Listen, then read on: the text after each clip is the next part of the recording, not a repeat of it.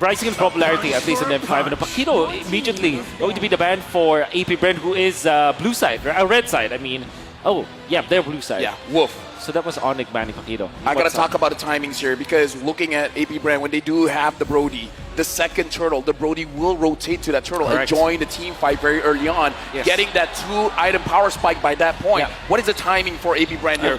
What kind of pressure do they want to put on Onic? You nailed it right in the head. It's the second turtle. And one thing that you'll notice about like Matilda Brody is that the Brody is much faster when it comes to farming because of that guiding wind. You're going to see like a cross-map play, like maximum range guiding winds at a min-max. And for sure that will be the timing. Second turtle go in and they're going to be just completely ravaging through instead of Onic. That's why Onic went for the Tigreal because they want to look for a stopper for this kind of aggression coming out from AP Bren. To the folks at home, we got our draft back here. AP Bren picked up the Frederick Matilda as well as the Brody, while Onic picked up the Valentina. This Dairoff, we can't say it's for Boots or Kyrie. Exactly. And as well as the Tigreal here, because we've seen Onic play it both ways. Yep. At this point, I don't know. Yeah, that's why you first pick it, and then eventually they'll get their marksman in the fourth pick.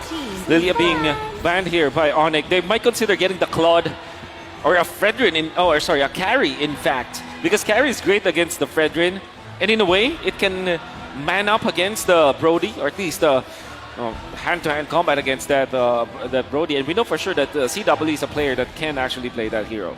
That's something that maybe Onic are looking to attack from the angle that they can actually secure, well, maybe not a gold laner here, save the gold laner for last. Yep. I do want to bring up the point that for Onic, I think even in yesterday's series, right, we didn't get to see Onic on the red side at all. AP Bren decided to take it away from Onic all 3 games.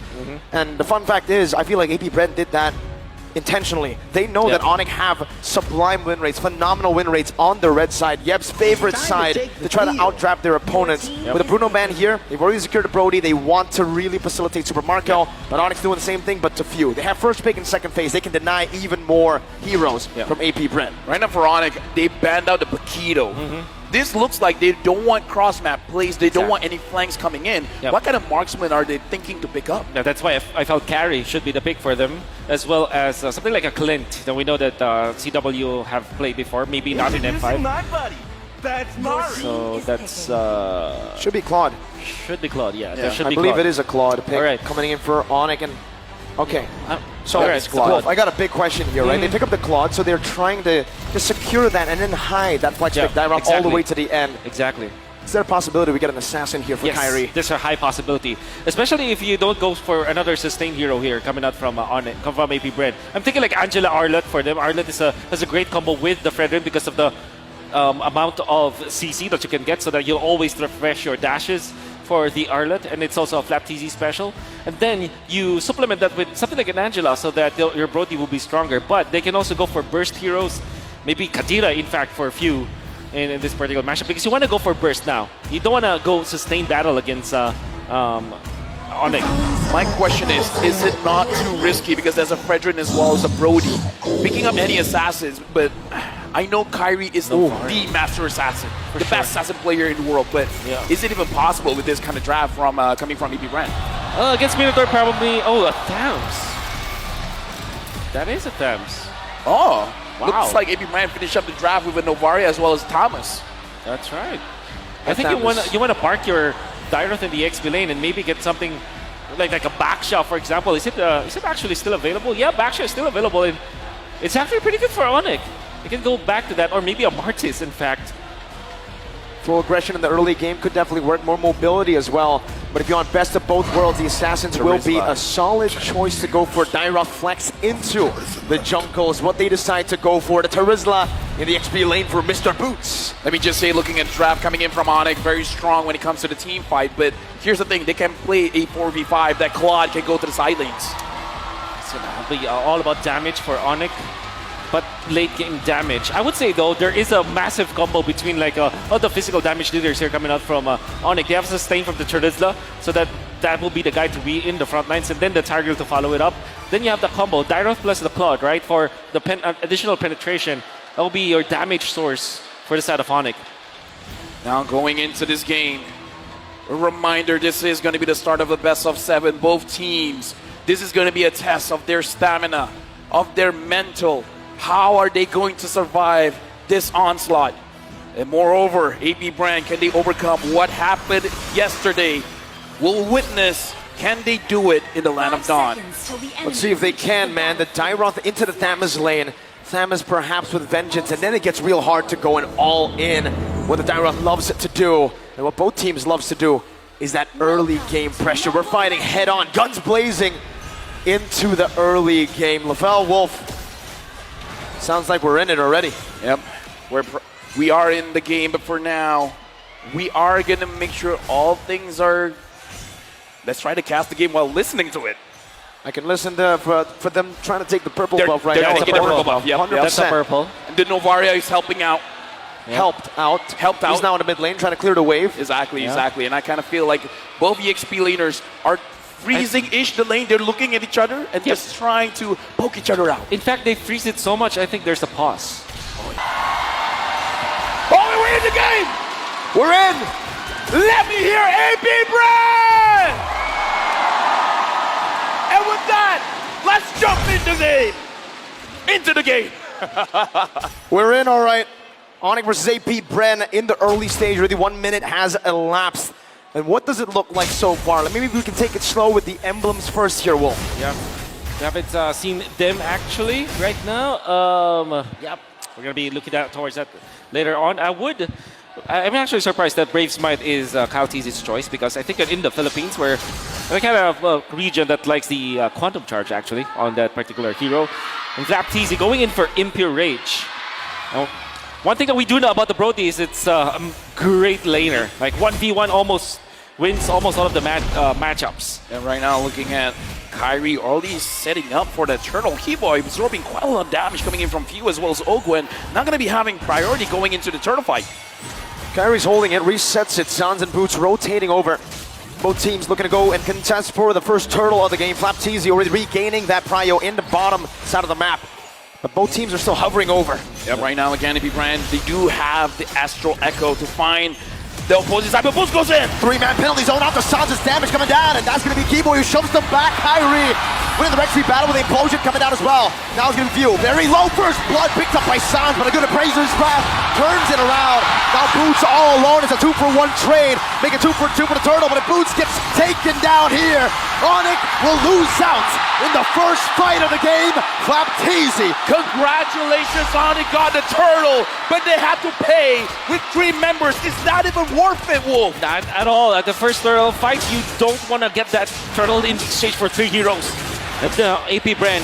But a wonderful placement coming out from Flapteezy, just keeping his stabs onto Kyrie. Kyrie was way slow because of the control coming out from Flap. He still was able to get the turtle, which is amazing, but the succeeding fight, because they were poked down so much, they didn't have any staying power anymore. This is why I was wondering, is it good for Onic to fight around the Turtle? Because the poke coming in from AP Bren, as well as the heavy damage that they can put out.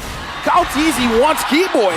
The CC, right? It's phenomenal. Kyrie jumping in, Sans is there as well with the help of CW. That's a 3-man circling eagle knockup. CW forced to use the defensive battle mirror image back to his own turret. Torn apart memory also used up there. A good shot off the CW under his tier 1. Ogwen's looking for a dive angle.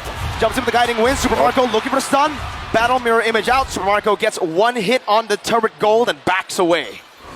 Great for CW for sure, as he's able to stand his ground. But overall, this is really good for AP Bren, because now they are overtaking the jungle. Kauteezy and Ogwen, the coverage that they have because of the guiding wind and the sustain that they have with Few from long distance. Woo!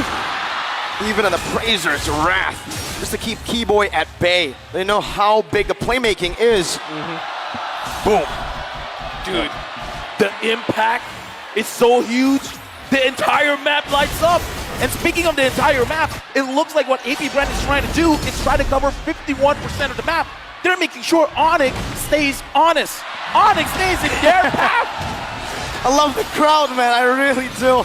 They're cheering for the screen going back to normal. Onic. Some good damage on Ogwen. Astral Echo connecting onto all 4. Flapteezy holding onto the turtle. That's a good Astral Spear onto the back. Boots going to be zoned away for now. Kauteezy jumping in, getting a taunt, knocking Boots up. Flapteezy doing the same thing. Now with Infernum and the circling Eagle. Boots with the flicker backwards. That might just be a kill. DPZ to fall back. Phew! Gets a snipe from downtown. And it's Keyboy who's forced back, and now the entire Onic have to pull back. Massive pokes coming out from AP Bren. The positioning, Ogwin was so instrumental in that, as well as Flapteasy. This surprise pick with this Matilda and this Tams make it difficult for Onic to get some territories, get some ground, and few being on point with the spear. The way that I see it, AP Bren wants to tell the Sky Kings, stay down, stay grounded. We're not gonna allow you to fly.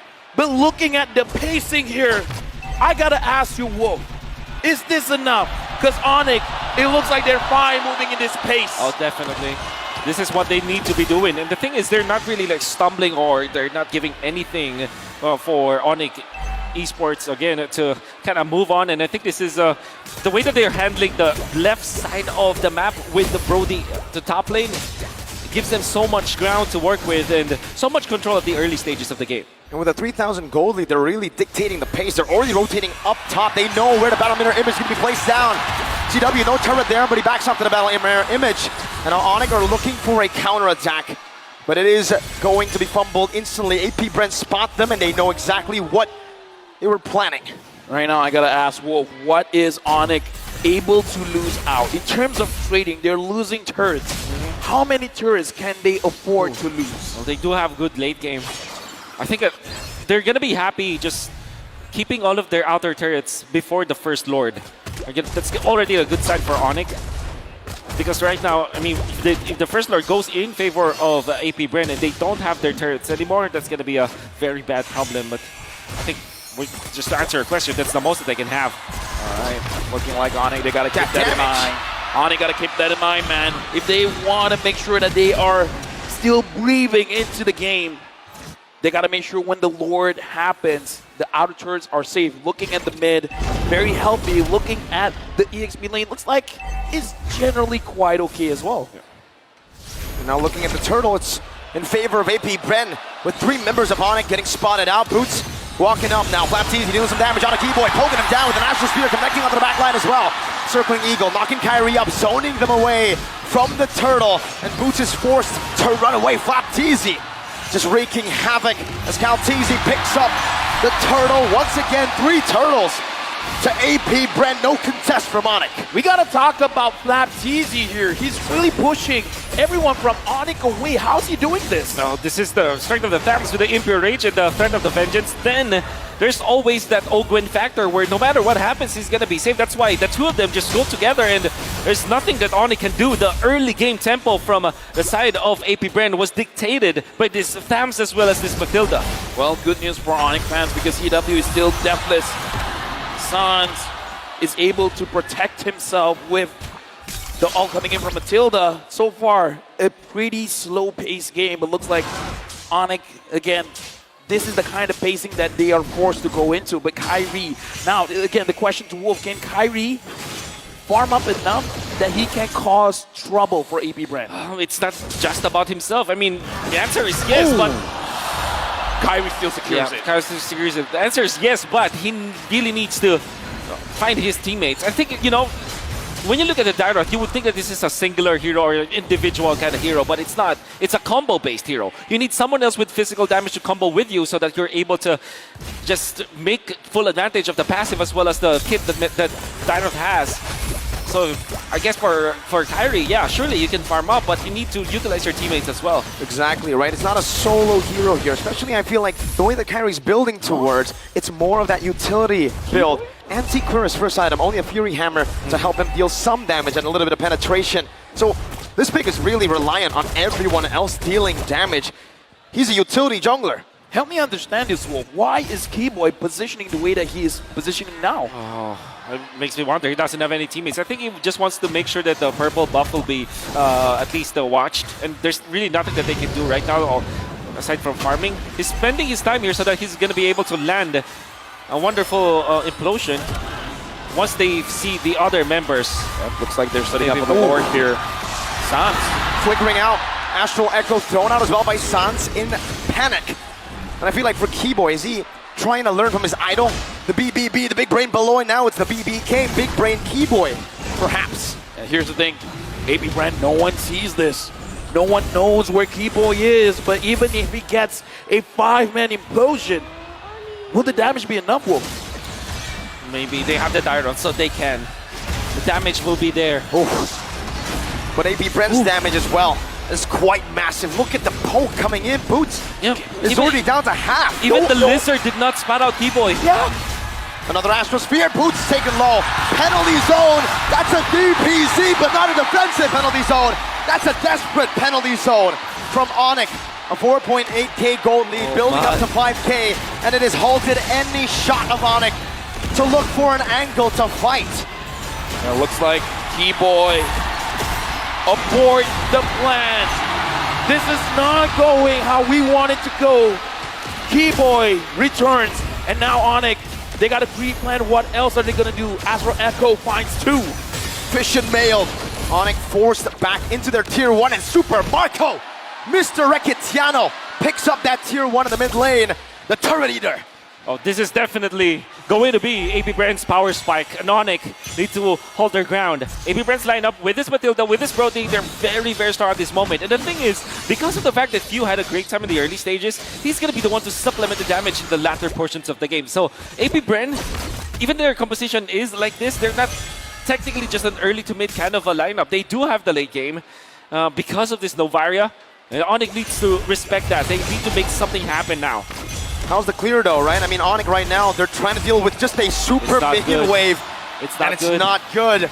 We saw the main reason they were able to come back was that wave clear with the Lily. SCW gets poked by a torn apart memory. Zone back to his base. Something about Onic, I believe, and I kind of feel like all the Sonics believe, as long as the crystal is not destroyed, because it's not just in M5. They did it in M4 as well. When the odds are not in their favor, they will find a way. They will be able to do the impossible. Dude, was that against the Valley, dude? Maybe. Talk about memory. Oh, Kyrie forced back Battle Mirror Image defensively as well. Onic have fended off the First Lord, but I would say it's quite value. AP Bren got half of the HP for the turret in the bottom lane. That's right. The Twilight Armor picked up by Kyrie, this is definitely a reaction to what AP Bren is giving them. Going up against the Novaria. And if I'm looking at the heroes, the composition of Onic, there's really no dive that can get to Few. So I think that this is another problem that they have to go through. Even then, the front-to-back composition of AP Bren is also a thing of beauty because you have Flapteezy all very, very farmed now with the Impure Rage as well as the Vengeance, and then you have Kalteezy to man the front lines as well. We have the Guiding Wind to start. The front-to-back of AP Bren is just perfect. Ogwen is a roamer, let me remind you. Yeah. And he's doing that much damage to CW. I really am curious to see how far behind CW is compared to Super Marco, right? Because Marco's been eating turrets, but it seems like in terms of levels, even damage earlier, CW has got quite enough. So let me just ask, Wu, because you were talking about how Onic, based on their lineup, it's not going to be easy to catch Few. So if Few is not the target, who should be the target? Is it the front line? Is it Super Marco? I think Onic will have to settle for the front lines, yes. Because that is the idea of the Dyrot anyways. Of course you can dive, but... Good shot again, Astral Echo. Now revealing a few members. Kyrie going to be engaged on right now with the Circling Eagle, the Tommy of Brazer's Wrath. You get some strike coming down, but it's on in time right now. It's actually an implosion out of penalty zone, but it's still not enough. Super Marco is free hitting. That's a flicker and a torn apart memory. Good attraction by Sans. A good shot over. Sans dogging away. AP Bren looking for the end angle now. 7-1, 10,000 gold lead building. 2 members down for the Sky Kings. Onic lost 2, and now everyone from AP Bren, they're marching forward. They're looking at the base. Flapteezy goes in. The Hive in the building erupt. The way it's cleared out, but the turret, the base, has been taken away. AP Bren snatch a victory from under Onyx's feet. This is the beginning of AP Bren telling Onic, no more. What happened yesterday was a fluke. If you give us an advantage, we're gonna take the win. A beautiful execution coming out from AP Bren, the way that they drafted their early game composition with the Brody as well as the Matilda. With the Fredrin as the first pick. Who would have thought that we did not look at this hero?